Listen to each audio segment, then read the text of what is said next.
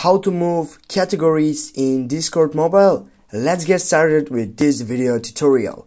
Firstly guys, you need to go on your left upper side by clicking on the three dots, and then you need to choose the server that you want to go and change the channels category or sectionable upside. What we need to do right now, just click on the name of the server and then go on the third selection by typing on settings.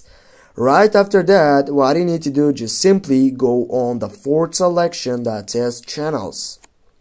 Then guys, as you can see, here it is, the channel side, but you need to go on your right upper side by clicking on that button, and then you need to choose for category.